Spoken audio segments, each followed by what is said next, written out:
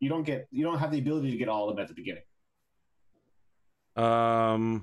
You can, I mean, you can get them from the person who has the other version, you know, just like the old days. Sword and shield can get.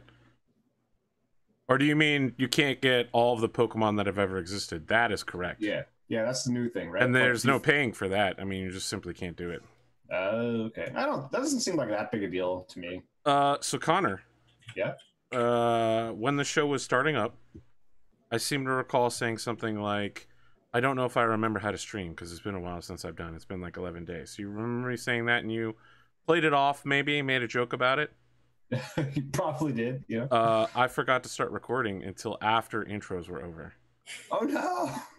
So no one's gonna know who Mick is. For anybody that missed intros, this is the 7th episode, and Cotton is now getting married. She just got back from vacation. Mick is here. He's angry about Ohio, and Connor is Connor. Yep. Commissions are open all over the place. Contact everybody but Mick, including robSHEPart. All right, managed to wheel that around, do 30-second intros. Anything else we need to cover before we hop into tonight? Mick, I think maybe you need to roll HP for your character. Or I just did. We do max HP, right? Is that what we do for the show? Oh, is it max? Yeah. I just roll. No, take max HP. If you take max HP, that means I can get away with throwing harder stuff at you than normal. Okay. And then everyone could say something like, Arthur, this is way too challenging, and I'll just be like, really? I gave you everything you needed. Really, you just rolled shitty on initiative and ate 5 flame waves at the same time. That was some rough shit. I agree. That was rough shit, but it was also really funny. Was it? No. I felt super bad hilarious. afterwards. Poor Baldrick. I guess the final thing I say before we go into this episode is that January 23rd is our 1-year anniversary. And this week, I believe, is the 1-year anniversary of the test game that we played. Yeah. Where Connor was like, hey, I got some artists together. And I was like, I don't know these people. All right, let's investigate. And I was like, it looks like a dick rock. And Mccomicker was like, let me draw a dick rock. And I was like, he's my kind of people. I knew this show's happening now. On the 15th day since Corsairport has begun, a new boat has arrived. And from off of it steps Fulborg, who looks exactly like the picture that Connor is showing us right here. I understand, Mick, you've drawn your own version of Fulborg since he's your character. I did. I'm jumping over to your screen. There we go. Bugbear Wizard. Look at this gentleman. Can I ask you a question? Yeah. Why is he so incredibly hunched over? I mean, that's like some... Because he is 73 years old, and Bugbear's only lived to be about 80. I gotta tell you, I feel like that, and I'm only like 33 years old, so... He is, he's getting pretty close to the end. His days are numbered. The thing about wizards is there's a lot of ways to extend your life when you're a wizard. The clone spell, finding a druid to reincarnate you into a young adult body, extending your life by negotiating with demons or devils, ripping your living flesh off and becoming a lich. I mean, that lich thing sounds appealing. I mean, not only do you become more powerful, but you also don't need a heartbeat anymore. So, drawing and writing becomes a lot easier. I became a lich in Pathfinder once. It was kind of an accident, but Can you still die? I guess so, because you can fight liches. Yes. You can be destroyed, but you can't die. Ah, I see. When you're destroyed as a lich, there's no, reincarnating you after that point. In Pathfinder, you have, a little piece that's, your soul, and you can hide it somewhere. Phylactery. And you'll keep, spawning there unless somebody finds it and destroys it. Right, but once that thing is destroyed, there's no bringing you back. If someone destroys your phylactery, they can't be like, all right, I'm gonna cast Raise Dead and bring his living version back. You're And just the phylactery is You're the gone thing you forever. spend a lot of time and effort hiding, but then just some random group of adventurers always happens upon. I mean, normally So- it's some drunken old man who found it by the road, or occasionally it's two brothers that were arguing over a river, and one of them was like, "That's mine, precious. Give it to me. It's my birthdays." So in Pathfinder, you can make your phylactery look like anything you want. So I made mine a grain of sand and I threw it on a beach. Yeah, but here's the thing: you just need to cast detect magic on that beach. And Except the whole town had been put under a curse, so everything detected as magic. yeah, but in Pathfinder, detect magic allows you to get the Yeah, school it of does do that. Yeah, and I'm gonna say the that whole one thing would grain be- of sand that's necromancy is gonna stand out real big. But why would they do that on a random beach? If someone told me that a necromancer lived nearby, I live nowhere near it. I threw it on the beach Oh, and then I okay, so traveled it's just a across the random continent. beach. Listen, It's a random she left beach. the Midwest. She went all the way to Myrtle Beach. She tossed it there, and then she went home. look, I'm telling you, there's Don't tell ways my around secrets, this. Nick. A wish spell, legend lore, locate object, All of them are viable options. But divination. mine was safer than the other phylacteries, is all I'm Oh, saying. listen, I don't doubt that. Like, the safest way to keep your phylactery is to stick it in a demi-dimension full of traps and horrifying monsters that you as a lich have conjured up over hundreds of years. And then when That they was get plan there, B. it's actually a fake phylactery, and you're like, I carry the real phylactery on my body at all times, bitch. You want to try to take on my phylactery, you got to come at me first. I'm the most dangerous part of this equation. I didn't want to keep it on me because there was 3 other liches with me and I didn't trust them. We all got turned into That's liches. solid. That's solid. And I know 2 of them kept it on them. So So Fulbork, you step off of this wonderful boat. It is cold. The sun has begun rising, but the forest to the east, these giant sequoia redwood forests, the sun surely will not rise over it for some time. And in the process, a chill fog lies over the damp, dark land. There are few people out and about at this time of morning. The settlement, perhaps slightly more than 1,000 to 2,000 people, live in this dreary location. And you can see at various parts the wall that surrounds the town, made of large logs strapped together, has been damaged or even broken apart. The far east side of the muddy landscape that some would call a main pass, you find a particular inn you've been told adventurers congregate at in order to gather themselves up. Information, adventure, riches, glory, all of them can be found at the Twisted Knot Bakery and Microbrewery Adventure Hall and Clerical Reformation School. Well, I will enter the inn. I will take stock of my fellow patrons, and I will say, what a wonderful day outside. It reminds me so much of the hills of home. A barmaid comes over to you. She is slightly taller than your hunched over form, and she says, "Oh, hello. My name's Tara. Welcome to the Twisted Knot. Can I get you anything? Food, drink?" Why, yes. Thank you, young Tara. I would surely be appreciative of a hot stew and perhaps a crust of bread. That's exactly what we serve here. Perhaps you'd like to dine with our other patrons, if they would have your company. Oh, for sure. She gestures over to Lyra and Ash, who are sitting at the map table. I want to lean over to Ash and go, that thing has something wrong with the whole body. It's everything. So you noticed 2 individuals, Fulbork, sitting in. There are like circular alcoves built into the walls. So the interior of the tavern is much smaller than it should be because of these alcoves. But they offer a sense of privacy.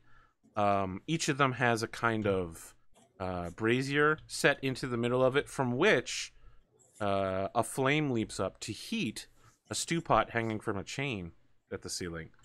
Now, currently, only the stew pot at Lyra and Ash's table is lit, but there does seem to be a nice tomato-based soup bubbling, quite hearty, with many vegetables from the root. That's root vegetables, like potatoes, carrots. All right. I'm going to hobble over, attracted by the smell, and ask these fine young people if I may dine with them today. Absolutely. Pull up a chair. Are you fresh off the boat? Oh, very fresh. I just came from a land far from here. Oh yeah? Where's that? I forget. My memory isn't quite what it once was. What are you? I So rude. am a shield wizard. A shield wizard? A shield wizard. I've never heard of that.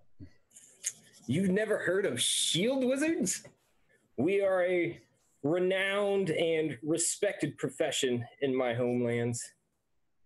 It is truly a blessing to be picked for this order.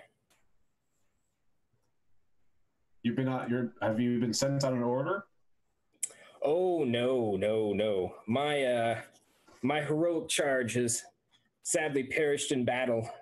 And so now I am cast adrift amongst the harsh world to find a new hero who I may support and uplift in their great doings. If I ask you a question, do you promise that you won't get offended? Oh, I would never be offended. Did you always look like that, or was it some kind of curse? Was it an accident? It is the curse of old age, my young friend. It comes to us all in the end. Some of us sooner than others. Right, so your face is just age. Oh, no, I didn't do that. Can I check to see if Ash would know what Mortrick is? Or not, no, Mortrick. What? full mark? I dropped the mask of many faces, and it's Mortrick after all. I mean, I feel like bugbears are kind of common knowledge. Okay. You might not know a lot about bugbears, but you definitely know they exist in the same way that I would tell you dogs exist. Right. We are. You might not be able to tell me a lot about what a German Shepherd is, but you know that German Shepherd is a type of dog. And do I know where the bugbears come from, relative to where my places? so many places. I mean, they're not located anywhere. They show up wherever goblins and orcs do. Okay. They are the highest and chiefest among goblinoids, as some have said. And what happened to your last charge? It was a glorious battle. There we were, two among the many thousands that had stormed the castle, fighting to our last breath, well, his last breath, against the rampaging hordes that have come to ruin our homelands. He fell beneath 1,000 arrows, 1,000,000 spears, 6 or 7 really nasty sword cuts. And it's not my magic to heal, it's only my magic to protect. But we'd been in the fray for so long that I had no magic left and was unable to save him in that final glorious stand. I don't know, I'm not a poet, but he died. Sounds like he went out valiantly. That is what he wished to do. That is the fate of all great warriors from my tribe. And where's your tribe from? A place far from here, with flinty hills, gray skies, a miserly rain that never stops falling. It really is quite beautiful. So what brings you to Corsairport? I mean, this seems like an unlikely location to find heroes, though you might find some here. I mean, you find heroes in many places. But adventurers have a habit of becoming heroic if that's not where they intend to start.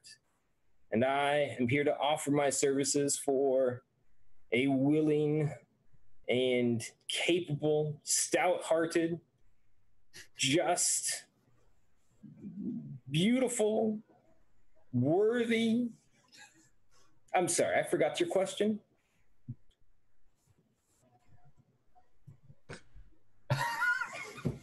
Wow, way to drop the ball. Ash.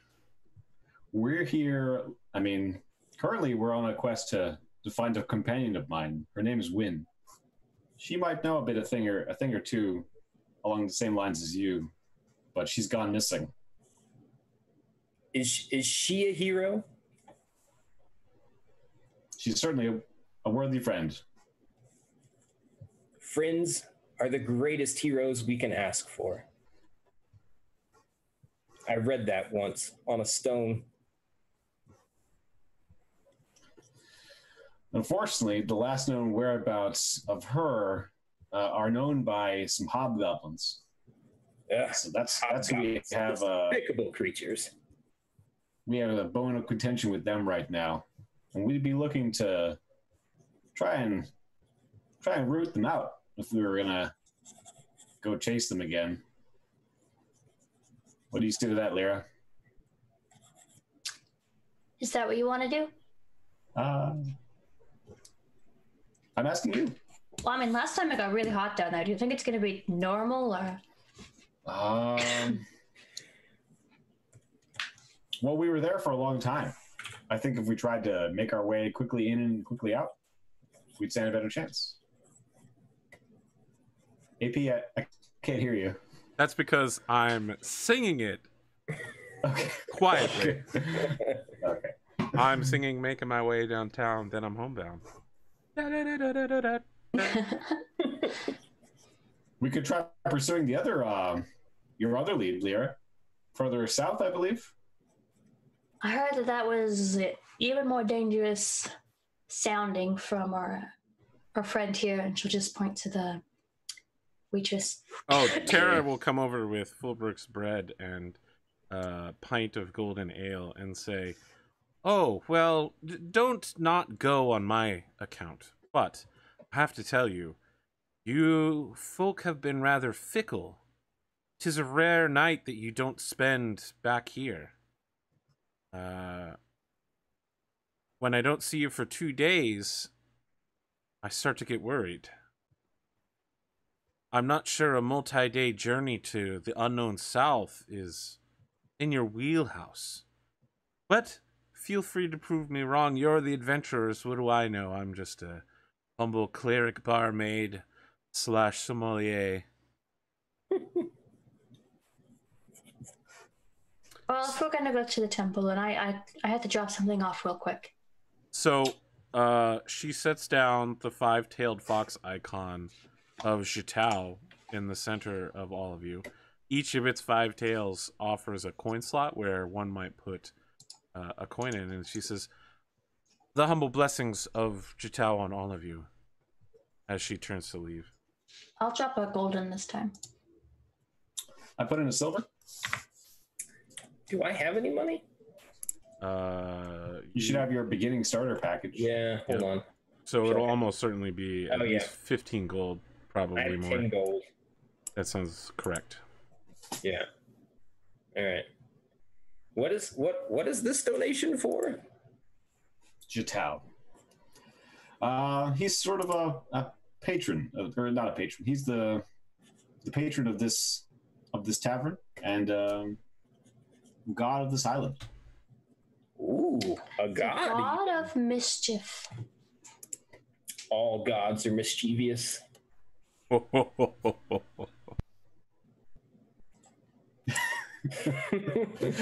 I'm gonna throw in 3 gold.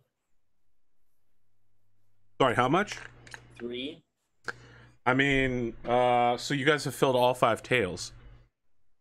Wait. How does this thing work? So it has 5. It's a 5-tailed fox statue. Okay. And it's got a coin slot for each of the tails. Oh, okay. So if each of you puts in 1 and then Fullbork puts in 3, all 5 yeah. tails have a coin placed within it. Fullbork, occasionally when you look away and then look back at the table again, the statue moves to different locations, but only when no one's looking at it. Okay. I'm gonna try and what? I don't know. Figure out. Try and like catch it as it's moving. Can I do that? Yeah. Make a perception check. All right. Absolutely. With my prodigious perception. How good is your perception? Probably not that good, because I remember speaking super imperiously to you and saying something like, you know, Connor, perception is the only skill every adventurer knows they'll have to roll at some point in their life. It's always worth getting proficiency in perception. You still ended up with a 16, although based on the fact you got a 20 on the other one, you must have a +1, so you rolled really well. Yeah, I have a +1. On a 16, you occasionally catch out of the left corner of your eye Terra making small gestures and whispers. And at the time, the right corner of your eye, you see the statue slide very quickly. So but it's never when you directly look at either of them. Is she casting magic? Would I be able to know that? It would almost certainly seem so. Yeah. Okay. Can I try and intuit why she's trying to move the statue around? Like, what's the motivation? You can make a untyped wisdom check if you want to try to get that kind of knowledge. Okay. Or just try and like surmise like her manner. D20 plus your wisdom bonus. Okay.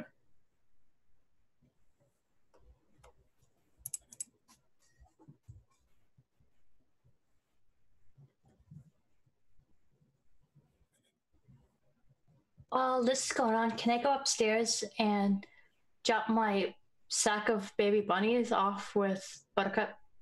Absolutely. What do you say to Buttercup? I say, I'm going on a dangerous mission, and I need you to watch over these while I'm gone. What does Buttercup say to you? Why don't you just do the whole conversation for me, since they're both your character? Go ahead.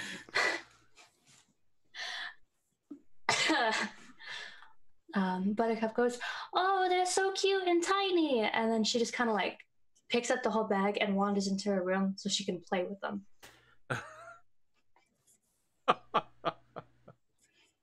I have to tell you, Cotton, today, while I was, what do you call it? Special trading or whatever, where you trade a Pokemon secretly and you just get whatever they want back. Wonder trade. Yeah. Within 5 minutes, I got, Scorbunny and Sobble. Nice. So now I have all 3 starters at their second evolution, and I'm not even close to the first gym yet. I'm gonna roll the beginning part of the game really badly. Meanwhile, Connor, I believe you've rolled a 15 on your wisdom check here. It's not completely clear to you, but there are several obvious options, some of which might overlap. Perhaps she's trying to instill the sense that Jatau is present here in this inn/shrine/microbrewery/pretzelry. Conceivably, she could just be playing tricks on you, as would befit the god of the domain of trickery.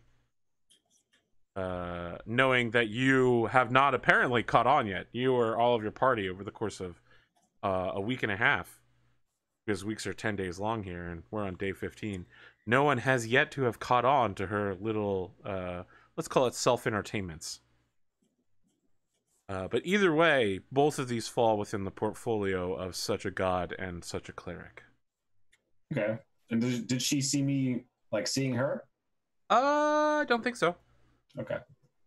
What am I looking at here, Cotton? What's this drawing? Oh, it was a doodle. Grumpy Lyra. Fantastic.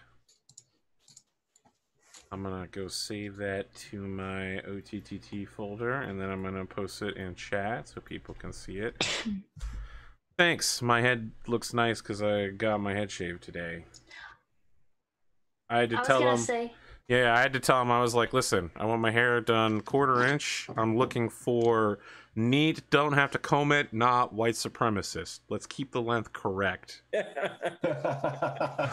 That's a Whoa, hard line. listen, man. One time I told him, and I walked out there, and it was super short, and I had to wear a hat for like 2 weeks because I didn't want someone to look at me and wonder if I have a swastika tattoo somewhere. It was bad. It was not a good look for me.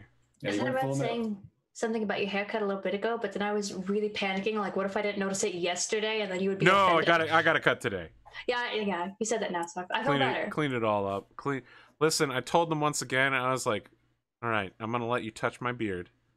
All right, clean it up. Don't take it all off." They fucking took it all off. I'm never gonna be able to. It's not Kate. There's no capability for me to grow a beard because every time I take it to somebody to get it cleaned up, they're like, "What's an inch?" And I'm like 6 months. Stop touching it. I think it looks good though right now. I mean, it's kind of short, I guess, compared to before, but yeah. This will make sure that the growth is even. That's the thing. No. My beard grows out like this. I don't know if you've seen the drawing that someone did of me with twin tails with ribbon, bearded ribbon. I'll send it to you on Discord. At least your beard grows out. Mine will like curl underneath my chin like this, and it's terrible. I mean, my beard is terrible. So there you go, Connor. That's what my beard ended up looking like for real when it grows too long. Yep. You like Zhang Fei. I don't know what that means. Anyway, we return to our events in motion. Sorry for distracting everybody with some Pokemon talk.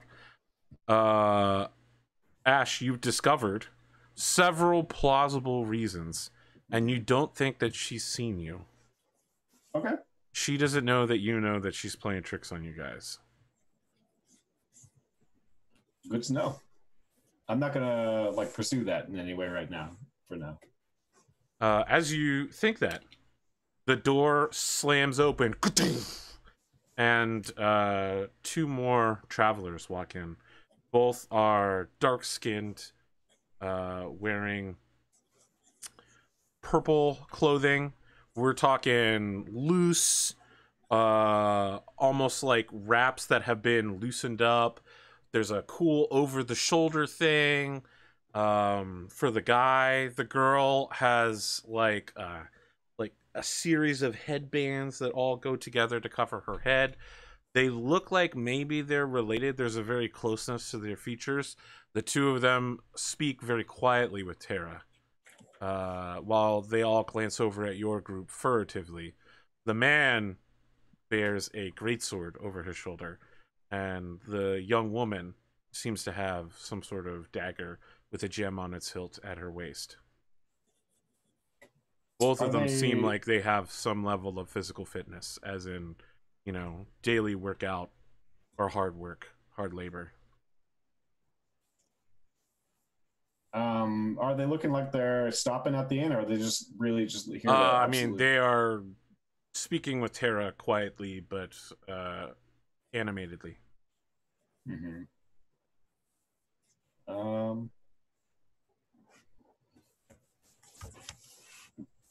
And we can't hear them. You want to try to listen in? Yeah, a little bit. You have a 16 perception there. I'll let that stand.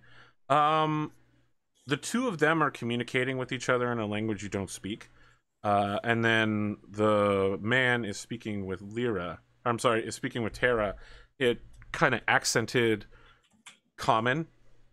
He's asking about a place to stay privately, no records, and negotiating for a better price, right? Like her normal price is something like 5 silver, right? Yeah, 5 silver a night, and he's like, oh, I can't possibly afford that. That's ridiculous.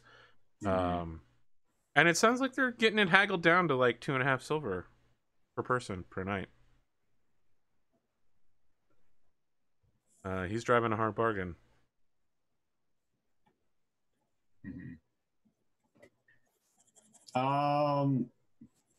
Don't stay over there, friends. If you feel like if you're gonna roll up into the tavern, why don't you join us for a sit? So Tara like gestures for him to go over there. He moves to stand in front of the woman and place an arm so that she can't go past him, and he says, "I don't know you. I will pick another table. Well, you're not gonna know us yet. I would like privacy for me and my sister." That's your choice, but you feel free to join us if you like. We will not join you.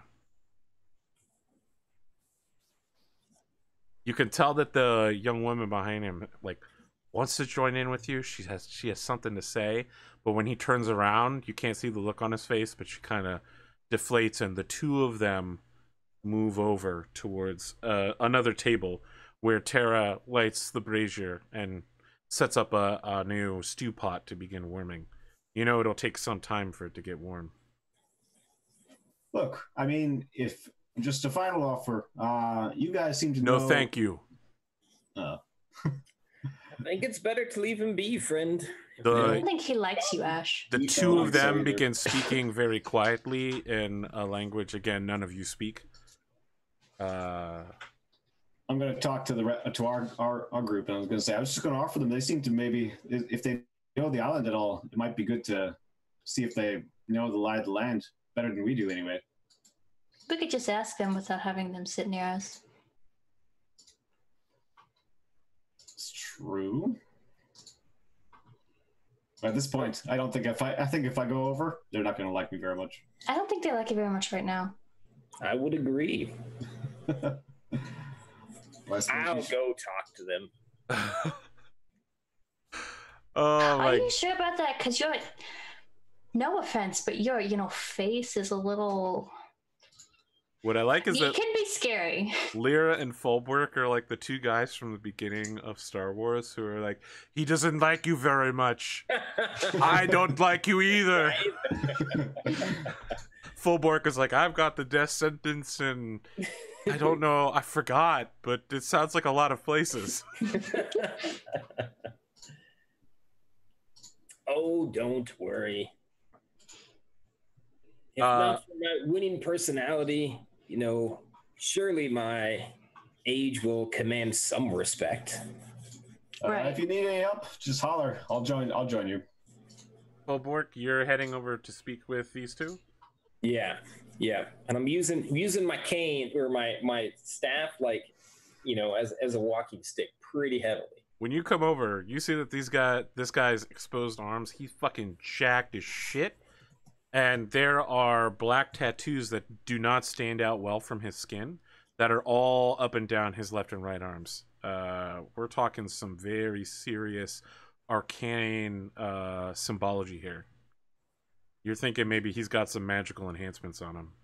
Yeah, do I recognize any of them? Why don't you make an Arcana check, friend? Why don't I make an Arcana check? Why don't you make an Arcana check? I mean, there's various other things you could do. You could cast Identify and touch him, but that would be a pretty serious. Yeah, I don't think that would be a very serious break of personal etiquette.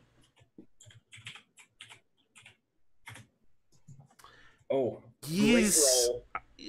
This is an 8 for the folks at home. These look like gibberish to you. Some sort of scuttle magician who maybe, like a apprentice in a back room who miscopied something. You can't read this crap. Do they have a fox on their table as well? They do not yet, but you'll recall that she brought the fox over to you. Oh, okay. So the woman looks ready to talk to you, Fulbrook, but the man slams his hand down on the table and says, "What are you doing here?" I want to warn you, my friend. At some point, they're going to bring a fox and they're going to place it on your table. And at first, I thought I was just having the troubles again and couldn't remember. But I think the fox is moving, and I'm curious if your fox will move too. And so, if your fox does move, I actually kind of forgot why I'm over here in the first place, but you seem like nice people, and I'm sorry, my friend. We appreciate the warning, rude to you. but we have no truck with the gods. Oh, well, I mean, that's kind of what makes them gods, because they don't care about you or any trucks you may or may not have. I don't care about you either. Please leave me and my sister in peace. Yes. Just keep an eye on the fox, maybe 2. You have 4 eyes at this table, at least 2. I will keep an eye on you. To the fox. Yes. Well, I mean, I'm not hard to miss. I'm pretty big, but have a pleasant day. And then I'm gonna waddle back over to the young woman. Says, "You also have a pleasant and blessed day." Oh, with thank you, miss. Thank you. Make a insight check real quick, Fulborg.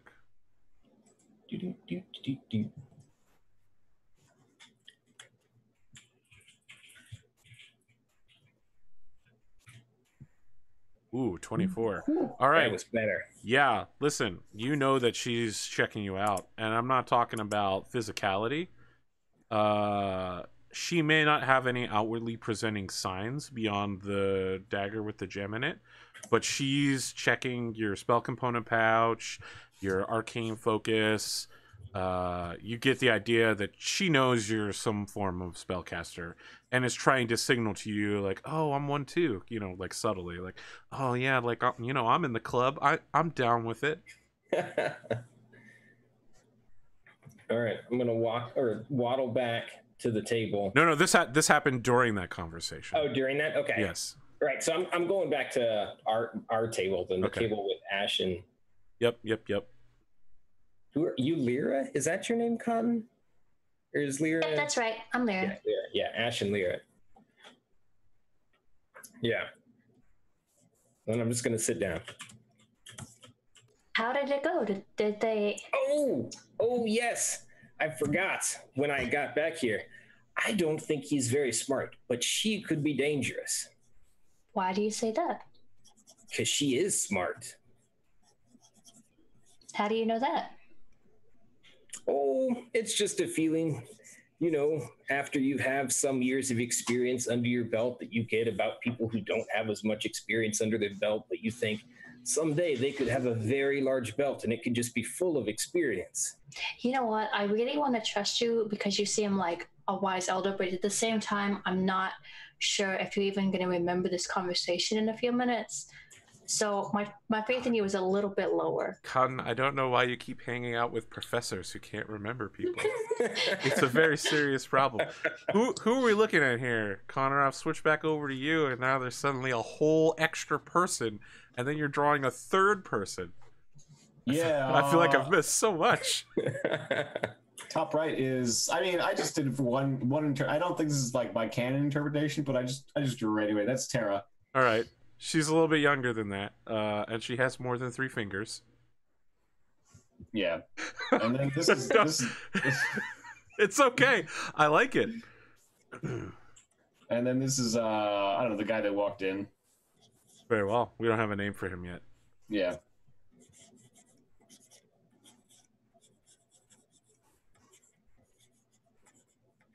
Oh. And I did tell them to be careful of the fox because I don't know if you've noticed, but I think it moves.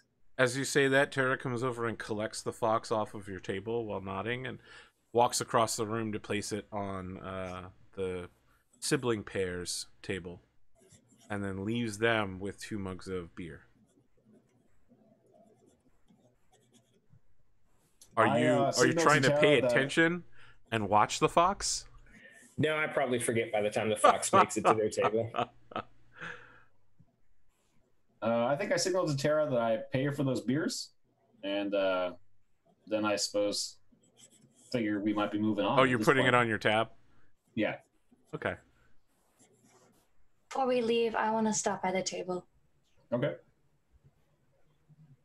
The man says, "What do you people not understand about privacy?" First of all, I'm going to leave you alone in just a minute. We haven't been around here super long. I was wondering if you know of any places that are, super dangerous. We know nothing about avoid. this place. We have come here as part of our journey. Oh, that's fair. I'll warn you that there's a mist that rolls in every night, and it's very cold. This place is much colder than our homeland, yes. At night, it gets worse, though. It's okay in the day. At night, it gets worse. That is unfortunate.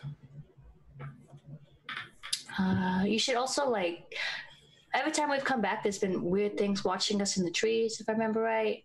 So you should just watch your back when you're traveling out of this town. This town's fairly nice. It's safe here. Make a persuasion check, Lyra. Oh, I'm not good at that. Excellent. That's my favorite. I don't remember what it was. Yep, it's a -1.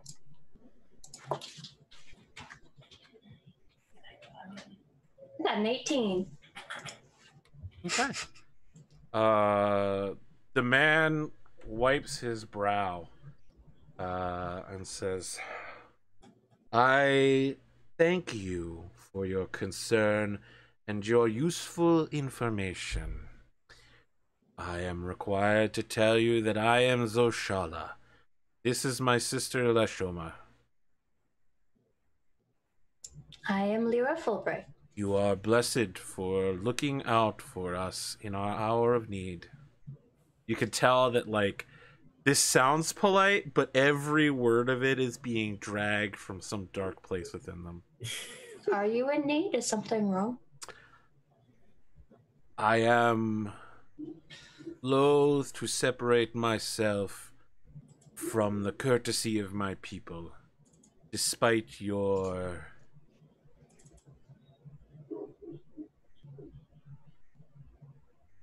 interruptions. Is there anything we can do to help other than leave you alone? He turns and takes a sip from his beer. You could tell that his sister is, like, exploding with the need to talk to you. She's like, actually vibrating physically. Well, if you guys ever need anything, my room is room 3. You can leave a note for me. Kind of directs that a little bit more towards the sister. I understand. Lashoma nods her head, and Zoshala says, I thank you once again for your charitable concern towards our well-being. Have a good day.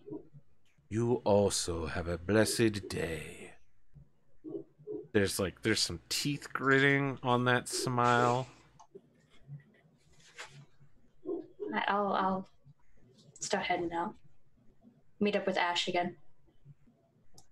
Do I recognize at all where, like, what their culture might be from? Make a history check. All right. What's great is that Wynn would have been the one to nail all of these checks. If only she wasn't captured. Oh, A natural 1. You believe, good friend, that they are from some part of the Empire. You're not really sure where, but surely on a natural 1, they must be from some very far distant and important land. You just didn't pay attention. It was embarrassing. From the way they're talking about Blessed Day and the tattoos and stuff, can I roll to see what kind of religion they follow? Absolutely.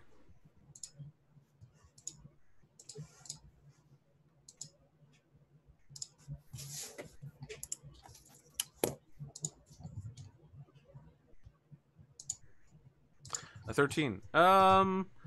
It sounds like they follow some sort of generic good religion.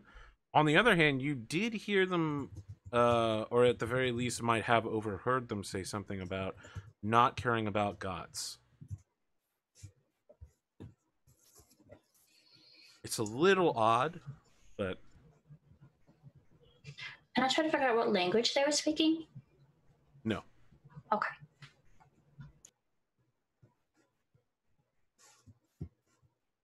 You have not heard the language that they've spoken before. The 3 of you are gathered outside the inn. So before we head out and whatever we're doing, I'm gonna. Well, I want to know, Prince Ash Hyrule and Lyra Fulbright, What are you doing with the giant sacks of gold coins that you have? You bring them on your adventure? Do you leave them in your room? I bring some with me, and then I leave some in my room. Okay, well, tell me how much, because if you'll recall, if you don't return in 7 days, Tara can legally lay claim to anything in your room.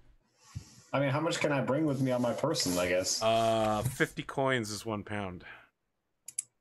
Okay. I mean, we've got a lot of coins. Yes, you do. Ash is like, I've never had to deal with coins before. Shouldn't there be some servant following me around? This is what servants are for. But money is dirty. Oh, do you require someone to carry your supplies? It is the job of any good shield wizard to assist the hero in his endeavors. See, I really want to trust you with that, but I don't know you, and you could just take it and leave. Oh, Though no, you seem very feeble, so I think I could catch you. Oh, I know. I definitely would lose in a foot race with just about anything. But I understand. Trust is earned over what's over there. And I'm just going to look at something in the street. I don't know. I'm going to put like most of my gold back there and take, I don't know, like 25 gold with me. When you turn to look, Fulbrook, you see that there's a lone wizard's tower on the south side of town. Is that a wizard's tower? Why, yes, it is. We were there just yesterday, but the wizard was out. Wizards can be a temperamental bunch. Maybe we should see if he's in. Yeah. Okay.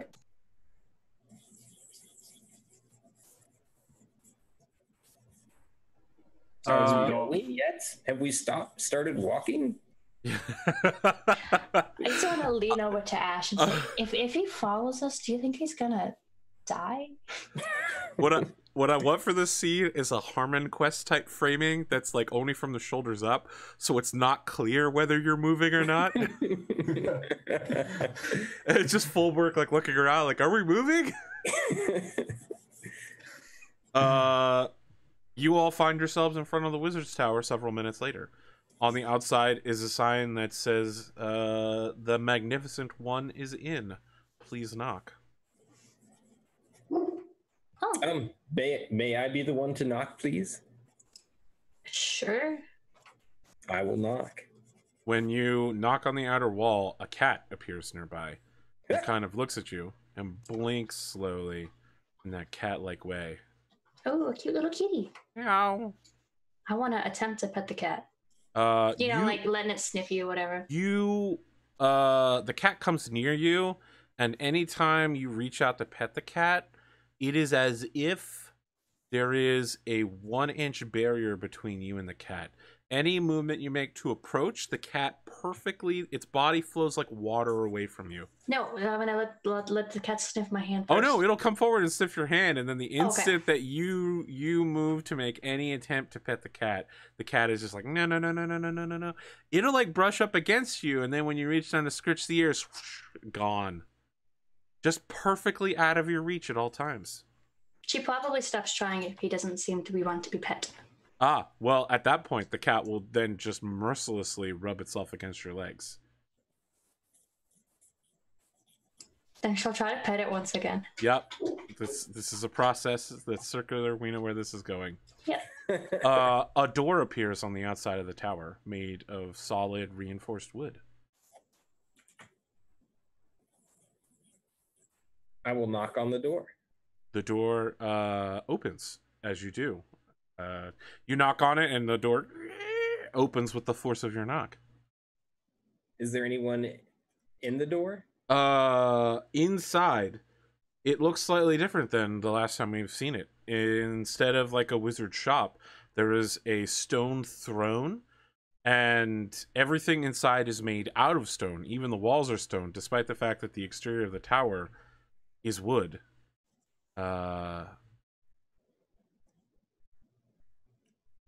The wizard sits weighed down heavily by robes. It says, I am the Magnificent One. He snaps his fingers, and all sorts of sigilry and runes, purple, yellow, red, magenta, fuchsia. There's some very serious color rainbowing going on all around you. Most of it's for show, of course. You're looking at all of these Solomonic circles and sigilry and runes, and most of it's just kind of like establishing his credentials to anyone in the know, right? You know, it's not like if you look at this, you'll turn into a frog, or this spell reinforces the walls. It's just like, it's like proclaiming his pedigree and degree. That's an impressive introduction. Good show. And I'm just going to walk in. Yes, come in. I have dealt with your Aldana, the tiefling. I have not seen you before, Fulbork, shield wizard of the far lands. But I have heard of you. I'm going to look around. Are there sigils around me telling anyone my name? No. Yeah. He says, I have heard of you.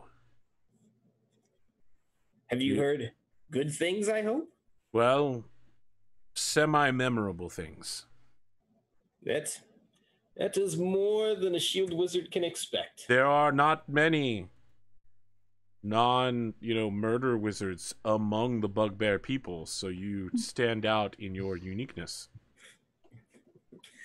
We are a small, select group. It is only those of us who feel the call and can answer the requirements and aren't really good at anything else that get to be the shield wizards.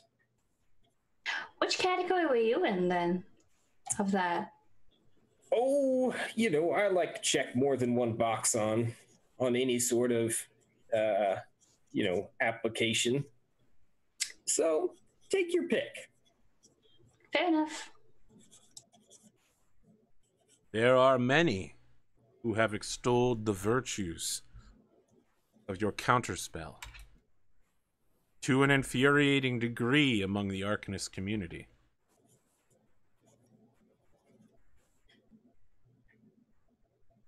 My counterspell? Yes. Really? Yes. You're not putting me on? It's said that you are uniquely skilled in its usage. Most of us, we abhor that kind of stuff. You want a chance to get your good magic off, and if somebody else stops you in the process, it really messes up your flow, You spend 30 years preparing for your one dramatic moment, whether you're a hero or a villain, and then, someone blocks you up, and then the hero comes in with the sword, and you're over there looking at the bugbear, going, you foiled my plans, head sliced off. I've heard it from many as Speak with Dead spell. Yes, if you're going to be good at something, it's much easier to be good at preventing someone else from being great than being great yourself. You can tell that he doesn't believe that thing that you just said, but he's not going to correct you. So while they're talking, I'm going to look around the store, see if there's anything that... So this is not the store. This is the throne room. Oh, right. He says, Prince Hyrule, is there something you wish to buy? Just browsing. Something you wish to purchase? Ash, you know this guy? No, he is known to me. Yeah. All of you are known to me, Lyra Fulbright. How? It's a small town, and I get around. There are 5 of us who are in charge of the counseling of this town. Also, I assume this town has a council? Of course this town has a council. Would you perhaps know? You've actually met all of the council members now that you have met me. Who are the other council members? Terra, Uranor, Uris, Dardar, Breen, and Bumbeer Scuttlebutt.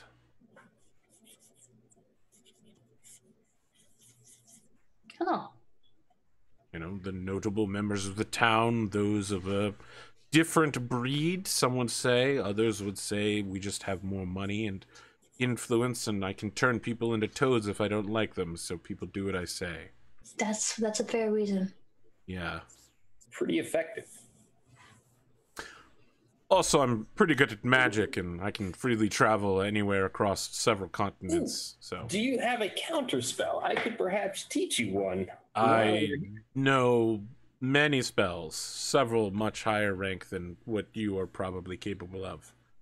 I would not be surprised. I am much older than I seem. You look marvelous. Thank you. That is why I call myself the Magnificent One. Oh, I'm sorry. You look magnificent. Thank you. You're welcome. What does he look like? I just heard he was wearing a lot of robes. Beard, we're talking like maybe 3 foot beard, widow's peak looking up here, you know, comes to a point like Vegeta hair, basically. That's what we're talking about from Dragon Ball Z. Middle-aged, glittering green eyes. Even though he's being weighed down by the robes, you know, slower movements than normal, you get the idea that he has a kind of precision to his movements.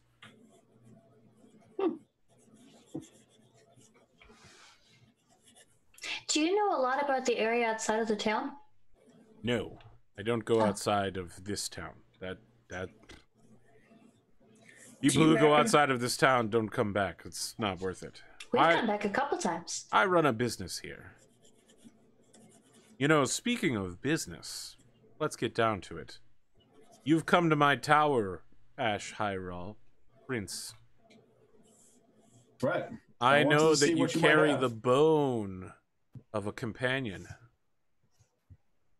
I could procure Baldric. for you the means to resurrect this Minotaur for a price. What would we need to do? Money. How much? Well, that depends. How much are you willing to pay for your friend's life? I have 7 gold. That... It doesn't even say anything to that.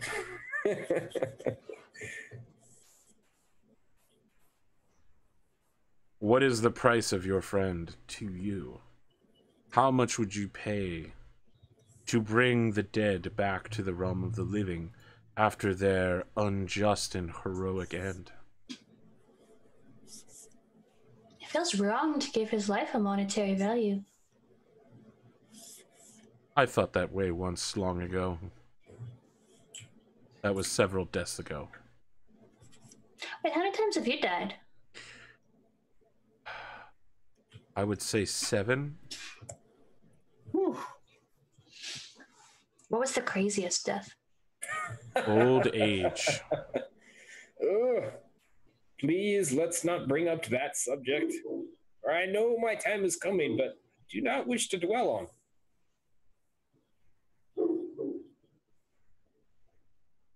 I can understand that.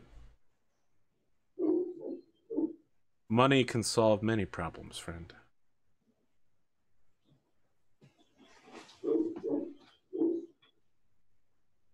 I mean, I don't know what a fair price would be for your work. I can't say. 'Twould not be my work. I have not the power of a cleric, but I could procure a scroll of raised dead.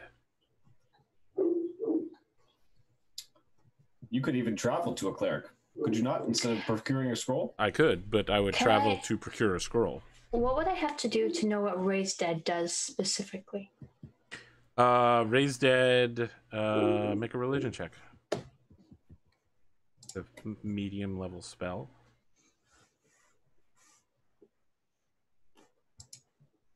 Oh, I got in that one. I mean, it raises the dead up. Maybe it's definitely necromancy, so maybe it like raises their dead skeleton up. You're not really sure. I'm gonna. Is that the one where they make like skeleton zombies or like? No. Oh, that's good because we're not really interested in the skeleton of him. I'm gonna Feels a put bit my wrong. He was a Library paladin. He would be shoulder. treated with respect. I want to put my hand on Libra's shoulder and say, I have fought on fields full of the dead. Well, I Never don't very like pleasant. being touched Oh, that much. I'm sorry. Please don't make me dead. You joke, but I could probably do that. Oh no, I have no doubt. I'm really not much of a fighter at all. I won't though, because that would be, rude. Well, I mean, surely now you wouldn't, but if the time comes and you needed to, please don't hesitate on my account. Why would I need to? Why are you going to try to kill us or something? Well, no, but it's the job of a shield wizard to lay down his life in service of his heroes. If I'm not going to turn around and kill you if you're not, evil. Well, no, but let's say there's a situation in which we both need to run away. Clearly, you can run faster than me, and so if by me not running as fast saves you, then take me out at the knee. I don't care. That's what my job is. We don't need to have this conversation yet. We weren't going to try and leave. If you are running too slow, then we would just put you on his horse. He's got a blue horse. You have a horse? Yes. Please. Well, that changes everything. I don't want to die. Let us recall the moment at hand. To procure the spell necessary to bring your friend back, I would need to gather at least 8,000 gold pieces. I have 7. How much did you get for the scroll? If you recall, you all got money from Aldana. What she gave Not you... yet. I thought she was going to give us some, but she was not going to give us near the amount. Well, then you don't have nearly enough. It's too bad. We could have traded that scroll. Your friend Aldana is flush with cash. My understanding was that she would divide it among your party. If she has not done so, then I suggest you speak with her next time Bearded Jalapno is on an episode. The scroll was not worth much money, is what Aldana has told us. That's what she'll turn to Ash and say. She received a tidy sum from me, although I will not say exactly how much. It would more than cover this arrangement. Interesting. Well then, I will need some time, because I will like to try and get a message to our friend to make sure he wants to be back. Mick, what are we drawing here? I have no idea. Okay. It's so long since I've drawn. I'm trying to remember how to... I don't think that's true. It's been so long since I've streamed, though. I actually don't know how to stream, but... I don't know what this is, but I like it so oh, far. man. I came back to Zoshala. Zoshala looks great. I think... wait, is that the guy that Mortrick got naked to fight? No. You sure? When did Mortrick get naked to fight somebody? It was the sword I got naked. It happened because I remember tuning into that episode, and I turned it on, and all I knew was Mortrick was naked. No, that's the Zorn. It was the Zorn. Yeah. Remember, he was trying to get all of the fungus off of him from when you were talking to the Myconids. Yeah. No. What? It looks a bit like a Zorn. What looks like a Zorn? Oh, you're saying mixed drawing looks like a Zorn. Yeah, mixed drawing, yeah. Not even close, but okay. Okay. Hold on. You have an interesting interpretation of Zorn. I'll accept that. Zorn's like a walking wall. Yep. Nope, I don't think that's it. It's more like a walking tentacle pod of dollar bills, but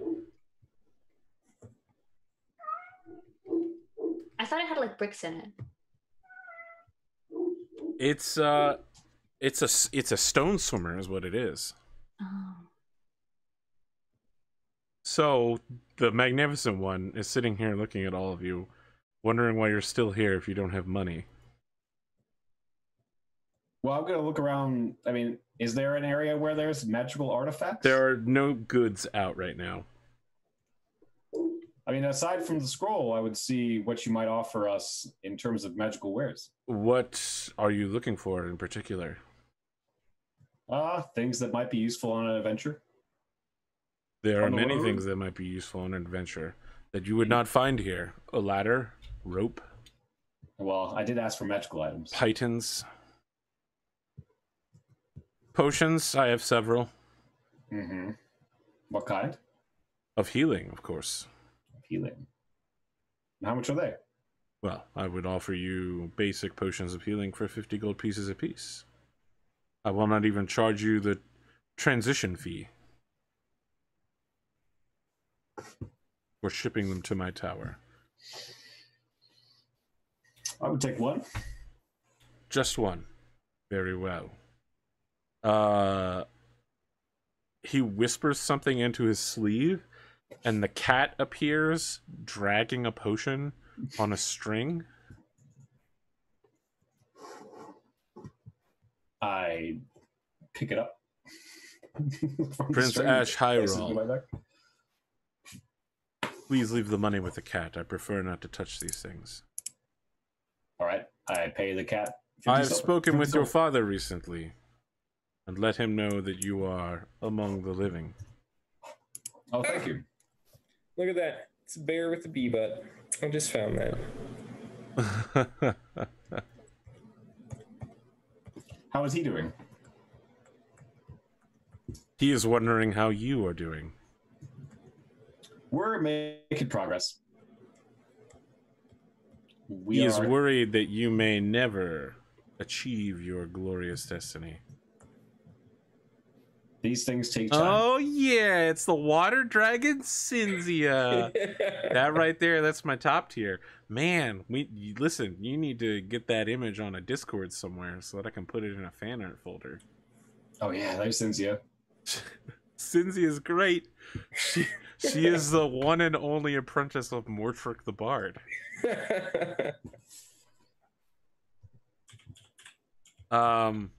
He says, your father wonders about your murderous tendencies and whether you might slake your thirst in these lands. You have murderous tendencies? That's what he thinks. Hero and an adventurer. I feel like if you do, you should be out and open with, those, so I know whether or not I can, turn my back when you're near. I am what you see.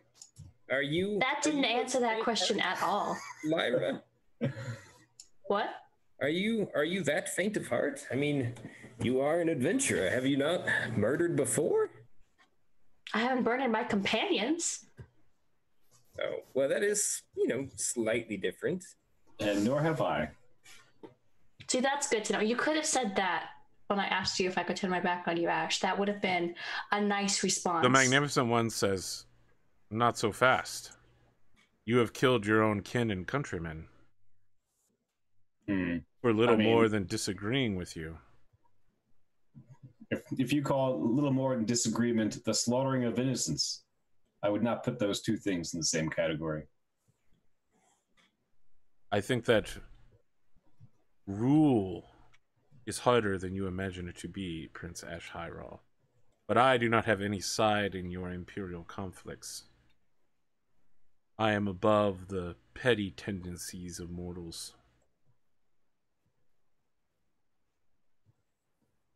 Indeed. And I would see if you have do you have any weaponry of any kind? Or magical weaponry? Yes.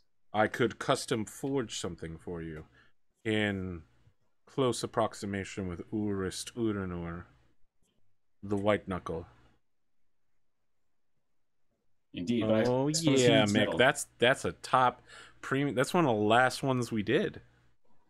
I think it is the last one we did, isn't it? They're pretty close. Yeah, it was like 3 episodes before our final. Oh, I haven't seen that one. That one looks really cool. Yeah, yeah, dope as hell. Zorn Road. What I really love is that the elephant still managed to get into it. I try to build Dwarf Fortress references into all of my Dwarven fortresses.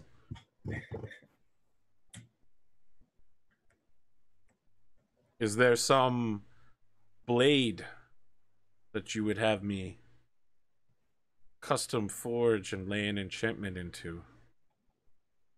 That's a Zorn right there. That's a solid Zorn. There we go. I knew I had it somewhere. That's what you get naked for, Mortrick. I mean, who wouldn't get naked to fight that thing? Pretty much anyone. Anyone who valued an armor class rating. No, a custom blade sounds pretty cool. Yeah, you know what? Maybe I'll come back and we can talk about it further.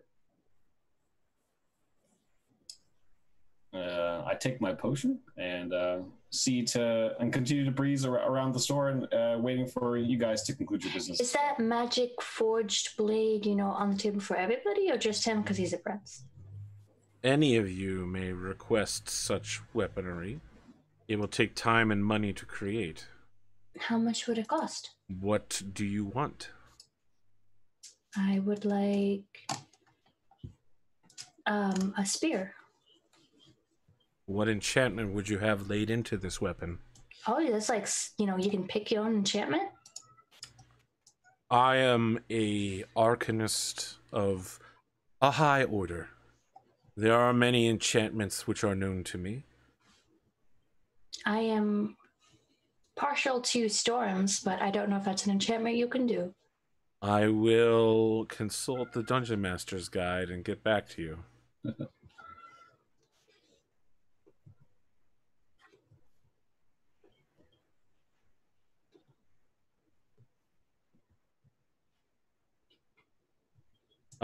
Actually, he says, wait. Such a weapon is known to me. The Javelin of Lightning. When you hurl it, it becomes a bolt of lightning. And may strike a target within 120 feet.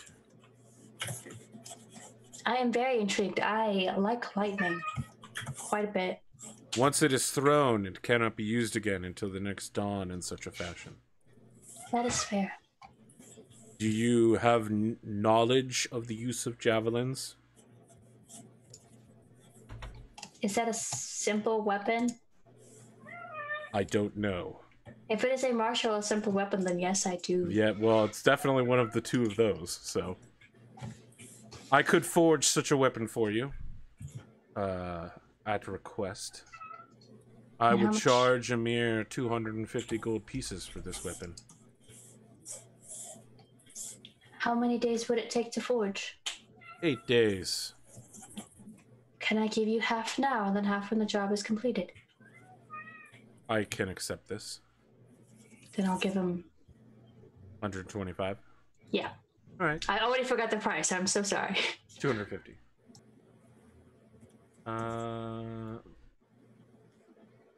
Lyra commissions Javelin of Lightning.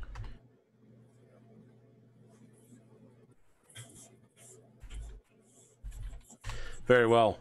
He says, leave me so that I may begin negotiations with Urist. Fulberg fell asleep. He's just kind of standing there, lightly dozing. The cat bites you on your ankle, and like the really sensitive part too, and like sticks on there and gnaws on it. You know, it's not like a bite and let go, and it's not like a bite and hold in. It's like a continual nya nya nya nya. Ah, I'm being attacked! Quick, hero, save me! Save me, hero! I just want to lean over to Ash and say, I'm really worried that he's just gonna, if he follows us. The cat lets you go, Fulborg. Thank you, hero, whoever you were. Oh, this seems like a lovely place. Where are we? So the Magnificent One says, Urist, it's me. Oh. I would like to commit. So he's like speaking out loud. You know, it's like someone who's on a cell phone. But there's no cell phone in his head. He's just speaking out loud. Like, I need a javelin commissioned as quickly as possible. Yes, I'm aware you probably don't have any iron. I will procure some for you. You can reply to this with 25 words. And then he like waits a couple seconds. And then he says, very well, our agreement is concluded. And no, I will not walk over to your shop. This is a more efficient use of all of our times. You may reply to this message. He turns toward all of you and like gives you a shooing motion as if you should get the hell out of his shop. Oh, I feel like we should leave. As soon as you step outside Prince Ash Hyrule, you can see someone wandering around. He looks very beaten down. Thin, stringy hair, dark circles under the eyes, pale skin, sweaty, short, round, maybe a little underfed. Just saying, we need to gather money To rebuild the wall. Can anyone here give? Anyone at all? So he's like walking through the marketplace, holding out a cup, like, anyone at all. I'm gonna start fishing gold out of my pocket. What happened to the wall? The man turns towards you and like gestures toward the wall and says, "Look, hearken, the wall has been broken twice in the last season. It is overgrown with plants. Nature itself has turned against the wall and forced it open. Once, many years ago, such a thing happened, and beasts of the night poured through. The city was a slaughter, a charnel house, truly. I simply don't want it to happen again." When did the wall get destroyed? Oh, you know, like 20, 30 days ago. Been like that since before you arrived. Go back and listen to the earlier episodes. I definitely said something about it. But, you know, there's a lot going on during those early descriptions. I was going through like 4 lines of box text, so... Oh, you mean that spot? I thought you meant like a new... No. hole in the wall. No, we just, you know, no one has any money around here. I'll give him 2 gold. So you've collectively given him 9 gold, and he's like, what a boon. What a fortune. With this, we can at least start repairs. We can... Well, how much does it cost to repair the wall? To repair the wall? 300 gold. Oh, I'll give him 10. So now he has 19 gold. He says, truly, we can lay in a pre-order with the loggers now, and then we can have them invoice us later, and we'll just never pay them because we don't have any money. Well, don't do that. That would be really... If they wish to live within our walls, surely they should be in on this. If 19 gold is a considerable amount to pay for their services, that's what I have to say. So why can't you guys just work together? We can help you. I can tell that this guy's on like the verge of a heart attack. This much social interaction is killing him. So I walk up and ask, what's your name, friend? Oh, my name's Alex. I'm the locally appointed actuarian.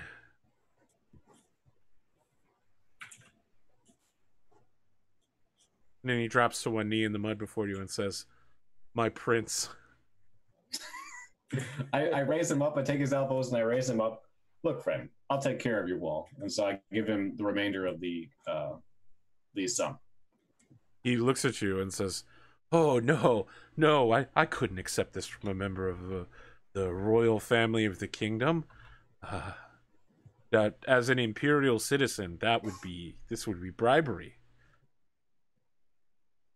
You should just take it because he owes me one anyway. I call it good. He owes you one wall?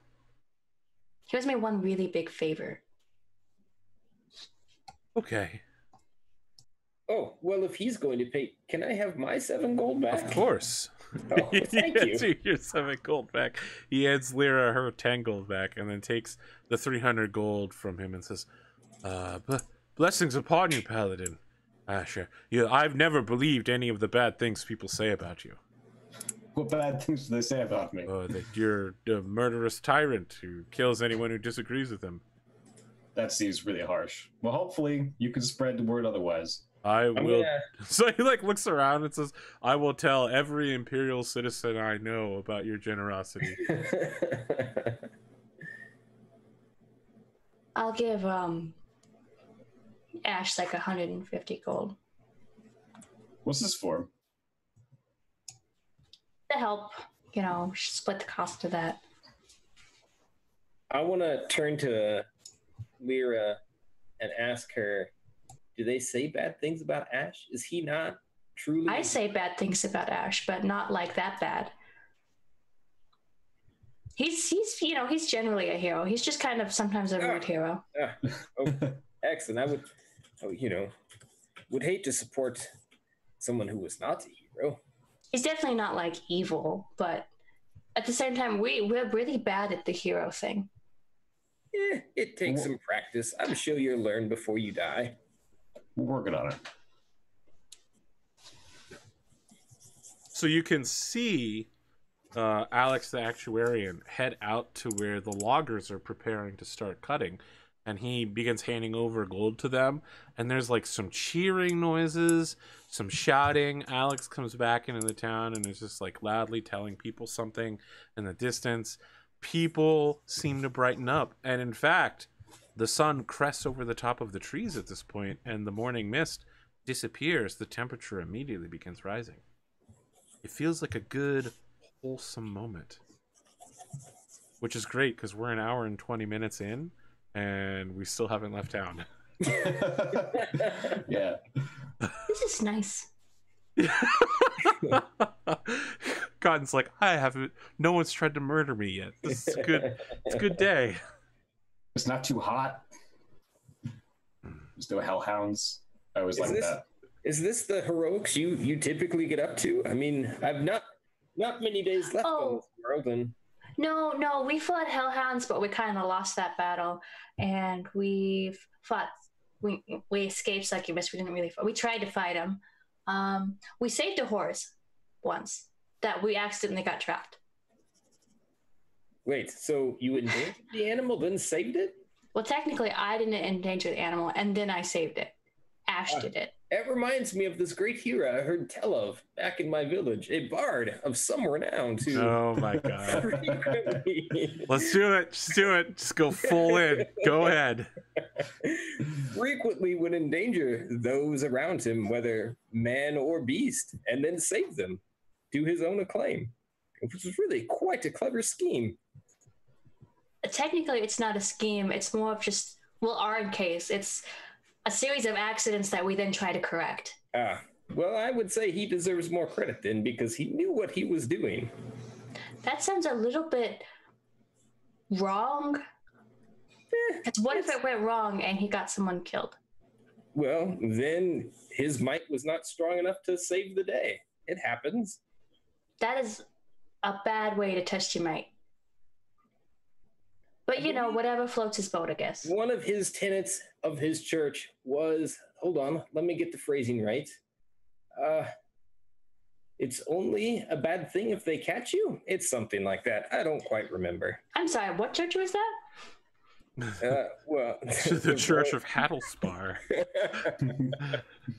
The Royal Church of Meh. Okay. I haven't heard of that one. It's a small sect, but growing. Well, shall we make our way to this nest of vipers that we have before us? Sure. Oh, I thought of something heroic we actually did. We cleared out the home of giant rats. Well, technically, Ash and I didn't, but we were there. We were there. Excellent. We were there. You sound like friends worthy to die with. We've also cleaned up their home too. Hey, guess what? If you come with us, there's a chance you will die with us. So, you know, I'm glad that we're worthy of that. Excellent. Oh my god. A shield wizard can ask for no more. Every part of this terrifies me. I'm gonna check my spells. You guys are just dropping death flags left and right. I have never once said that Lyra was optimistic. That's unusual for you. I know, that's why I did it. Okay. It's like a new feeling for me. Like, what's the worst scenario? And that's what she's just gonna talk about the whole time.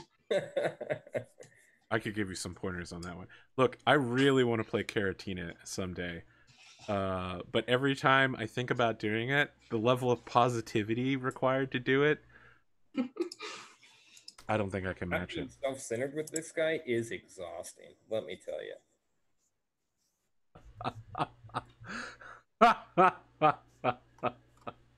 do you feel about being the leader, Connor, since we're all talking about our characters? I don't know. It's awkward. As you can tell, I'm not very good at it. You've been the leader of every single party, except for Sources Not Numbers, where you still tried to be the leader of the party. It's true. I didn't say, just because I try to be doesn't mean I'm very good at it. Boy, let me tell you, that phrase, that could sum up my whole life. Look, you try things. What is the destination of this party? I think we're going back to the ruins. You're heading to the prison of Elbarad King. I think that's where Ash wanted to go. Yeah, that's where you want to go to, Lyra, right? Lyra's following you, so you don't die, so she can possibly make the angel you ticked off for her less angry. Okay, all right. You were going to the prison of Elbarad. King. Prison of Elbarad King. King Elbarad. Come on, give me credit for at least knowing his name. Yeah, I am. Lyra can direct you there with no problem, so I just need to know your marching order, and I'll need a random encounter roll, a d12 from any party member. I guess Lyra will go first. Very well. I'll go second. No, don't bother to stay back for my sake. Please, this is exactly what I was talking about earlier. If you need to leave me behind on your way to safety or adventure, I'll catch up eventually, don't worry. Ash, do not leave him behind. You arrive 6 hours later through the darkness of this, I wouldn't say silent, but kind of low ambient forest at the ruins. Can I get a Cliff Notes version of what this place is and why we're here on the way? Yeah, so I summarize sort of the events that transpired. I tell the story about how Echo was, and you meet Echo, of course. Echo's being my horse. Echo was trapped in the altar, and then eventually, after beating some Ents, we released the incantation that allowed Echo to come out, but then some succubi came out, and then I sort of glossed over that area a little bit as I'm telling you that. I would say, succubi. If were I a younger bugbear, I would welcome a visit from those vile temptresses. And eventually I say that this is in fact a prison where they traffic in slaves and all kinds of unholy things, as well as it's where they also exchanged Wynn, who had come to our aid previously. Wynn being the friend we are trying to resurrect from the dead? No, Wynn is still alive. Last we checked, last that we know. Just temporarily unavailable. Taken by succubi. Well, I mean, there are certainly worse fates, but I can't think of one much better at my age. I think you can.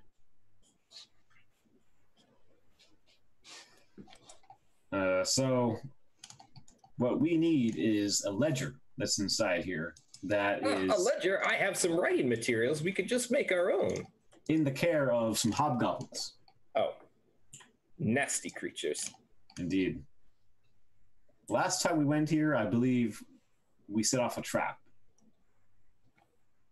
So you want to prepare yourself for succubi and then any kind of traps that we may encounter. Last time Ash had a messy breakup in here. Ooh. I like how that is the collective reinterpretation of what has happened, even though that is not even close to the truth. Well, technically he broke his shoulder and say, the heart wants what the heart wants, but he broke a succubi's heart. The other party's not always so willing. You can lead them on, but eventually you can't keep them. Did you purposely lead her on? Because that's very rude if you did. I did what you saw. That's what you saw. Whatever you saw, that's what happened. Did you purposely lead her on? Now I want to know. Did you lead her on?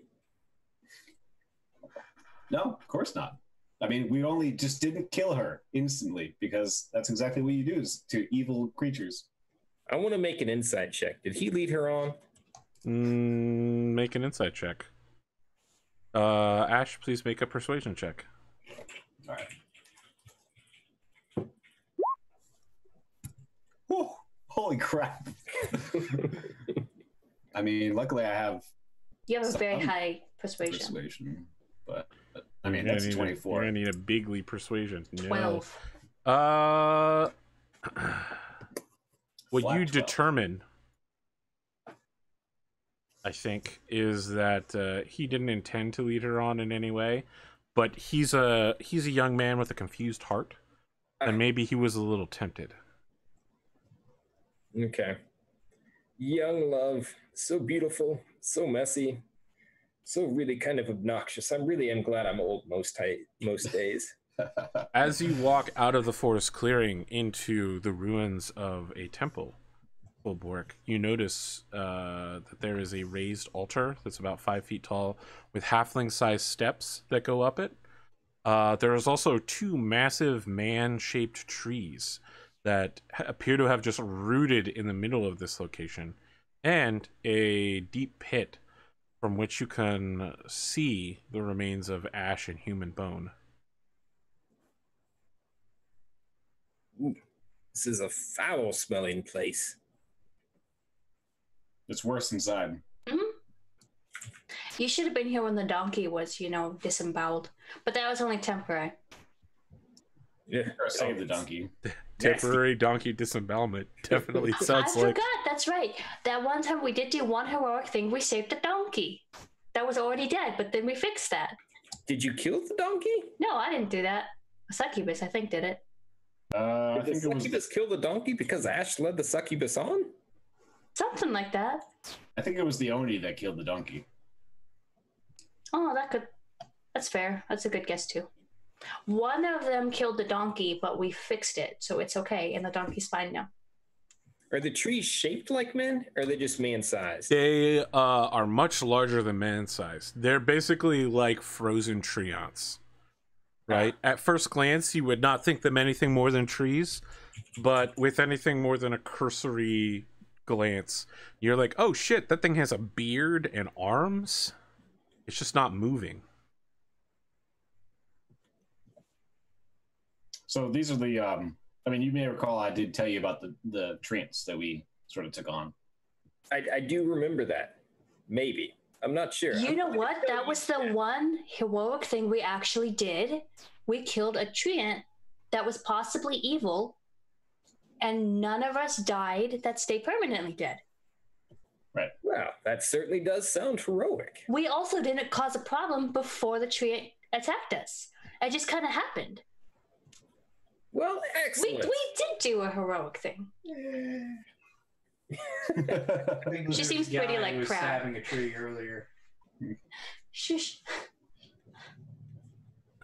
Panda's like, yay, in the background. I didn't know about that. I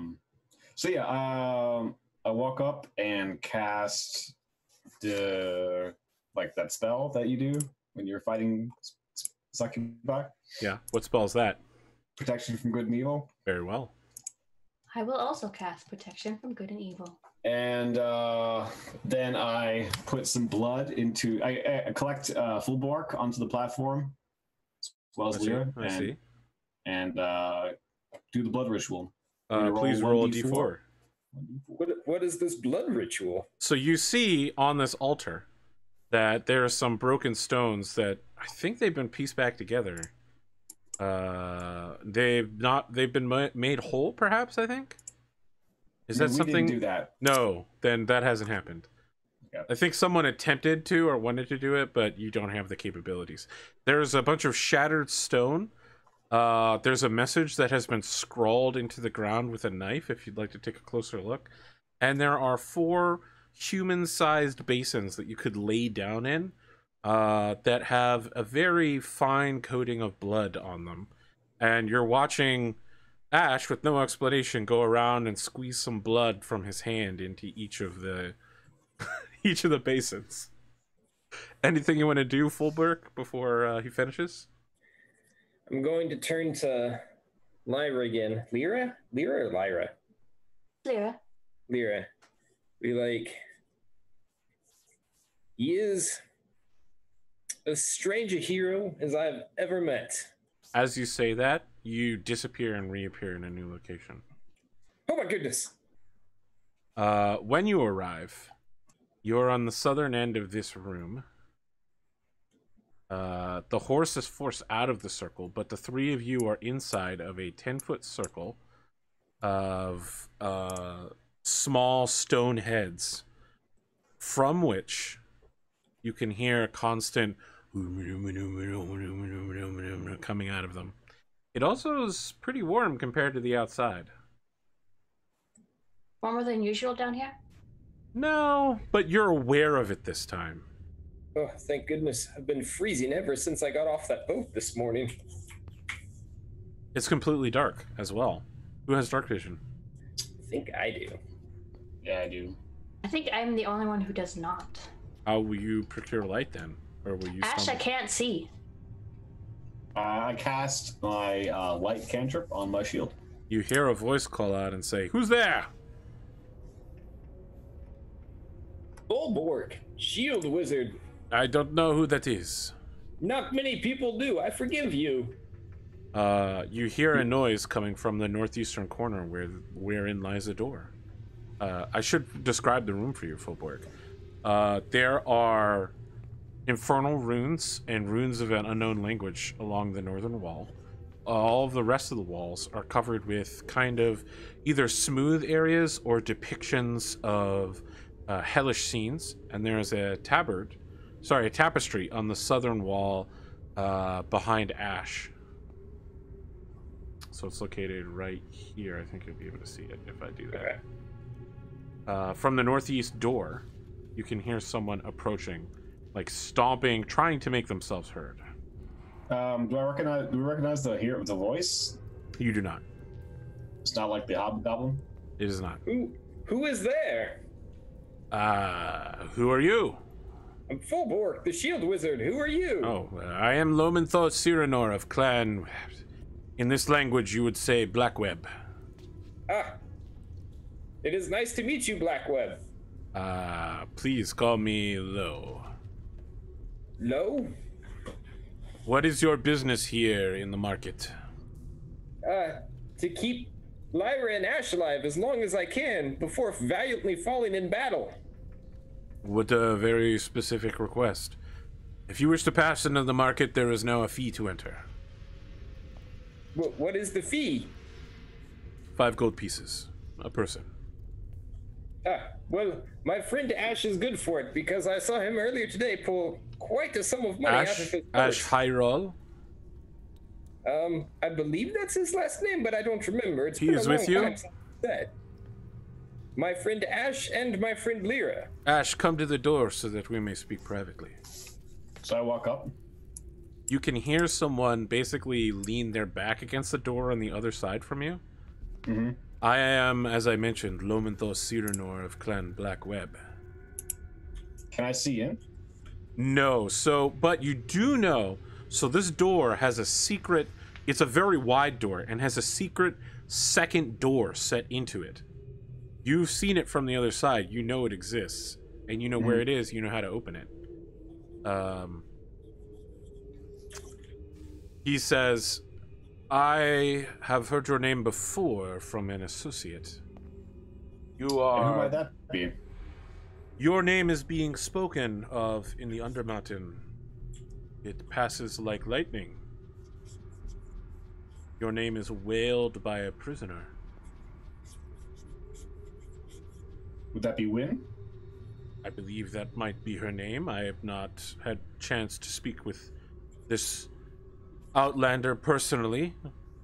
You are one of the group of adventurers who has, in the last few years, begun exploring again our land.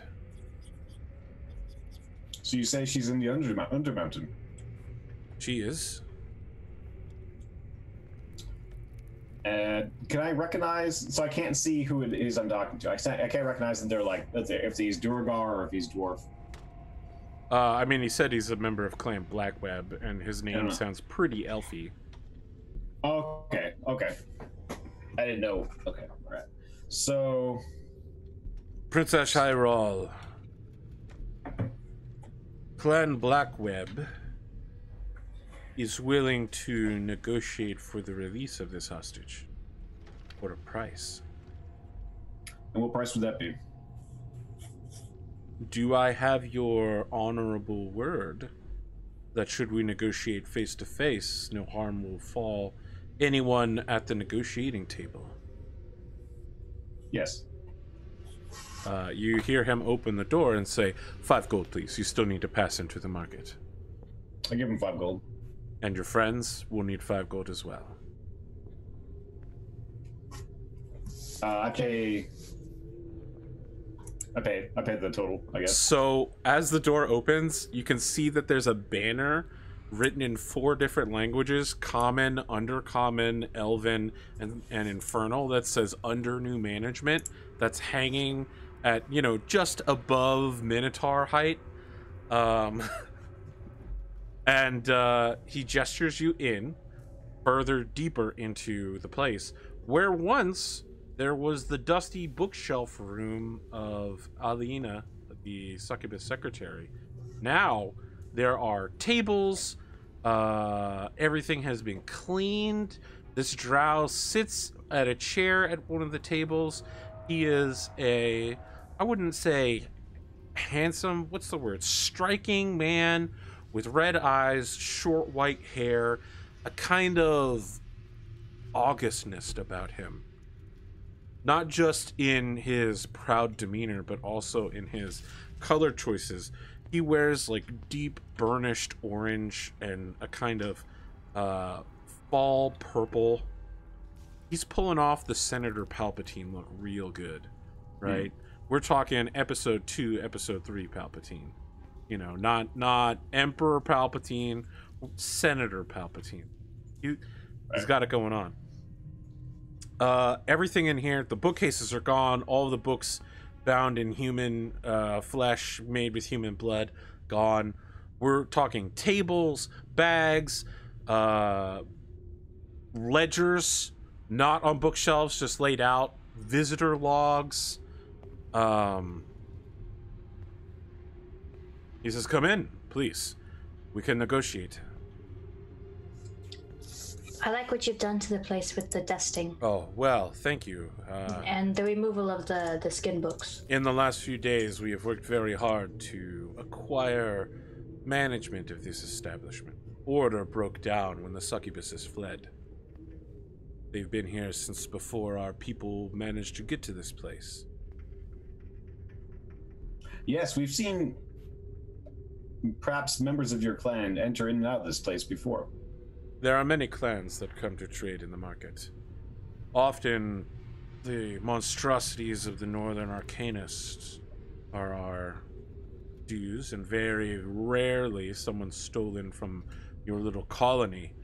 But to have a foreigner of such a fountain of knowledge of the outside world is a rare find. She was paid a premium price. Has she been harmed?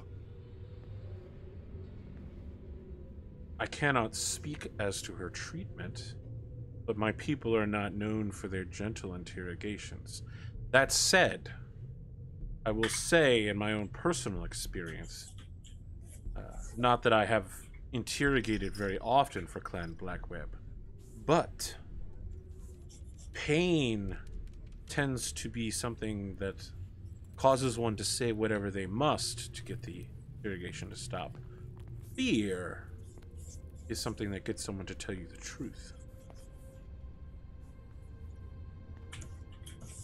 We prefer the truth. I do, at least. And how long have you had her in your prisons? I have not had her at all. I am negotiating on behalf of Clan Blackweb, and according to these records, he opens them up and says, she has been purchased for us 6 days ago. With travel time, interrogations have been perhaps 4 days. I see. I understand that you wish to speak with the hobgoblins. That is who I was going to take up my quarry next, yes. They are still here, but they are very much prepared for you, Ashirol. I understand you've fallen for their door trap at least twice. Somebody did. They are not to be trifled with. They may not have packed the kind of power a bugbear wizard like that one. He gestures towards Fulbrick. But they are uniquely powerful in their own right. However, do not think you have to negotiate solely with me. I have no interests in this. I am a neutral agent. Should you wish to go to them and acquire the same information, surely you could try to raid my clan and kill your way down there. Or I can talk with them. Where are they located? You know where they are located. 2 rooms to the east from here. Sorry, I mean, your clan, Clan Black. We will speak now about my clan if you wish. Mm-hmm. How much are you willing to pay for this win? Her skills at physical labor do not seem to be well refined, nor does she seem to have the kind of experience that one would expect from a harem. It would depend on what guarantees do I have of her state. Guarantees? It is 2 days to even get to her. I cannot give you any guarantees. I can tell you of her location from last I knew. So perhaps I should take up my negotiations with them. How will you find Clan Blackweb without my expert guidance? That's true. So that's what we're negotiating for then, I take it. It would seem so. I'm negotiating for a guide then, and not for the price, not for a win. I have directions. And more importantly, I can write you a letter that will get you through the front door without you having to murder your way through my people. Again, not that I would mind that. Some strategically dead bodies would allow for my early promotion. So now we're negotiating for a mercenary task, possibly. Well, this seems to be getting out of hand rather quickly. I mean, you're certainly hits, I'm picking them up. If you were to eliminate key individuals within Clan Blackweb quietly, the price could be lowered drastically for this information.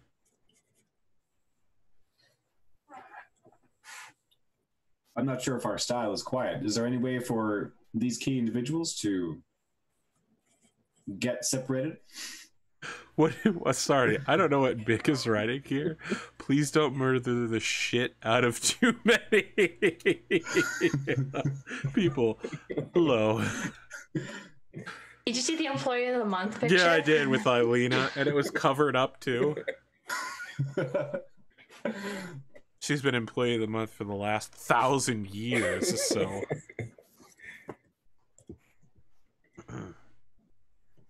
Actually, she hasn't been Employee of the Month because her sisters are super mean to her. Oh, I just switched back over. What are we looking at here? Lomenthar, Sirenor, Blackweb. Yeah, who's this gremlin-y looking motherfucker right here? That was another version of Full Bork. Very well. Excellent. I only caught like a glance of Mick's drawing. I like these ears. Gallery. Yeah, they're fun. He says, if you cannot do quiet, clean, or quick, perhaps we are better off discussing payment. I can do quick if they're close together and rather squishy, and I only kill evil people that deserve it. What is evil, really? But they're evil. People who hurt, innocent people for fun, gain. Slavers. Slavers Oh, then among my people there are only evil people. In your eyes. I'm offended by your tawdry predispositions, but it feels very judgmental towards my culture. Slavery is an important part of our economic labor force. That's fair. I've been told I'm judgmental before. I feel like he's rolling a persuasion roll, and Lyra is getting brainwashed by him. Oh my god. You know, listen, I forgot how to stream. We're way past break time here. Let's just go ahead and take a break at this moment, and when we come back, I'll figure out what the fuck I'm doing. Okay. Yeah. Apparently, I'm trying to reprogram Lyra into no longer being a servant of good. No. She still doesn't like slavery. She's just admitting to being she's judging him. She's not denying it. We'll be back for the second half in about 8 minutes. Stick around, y'all.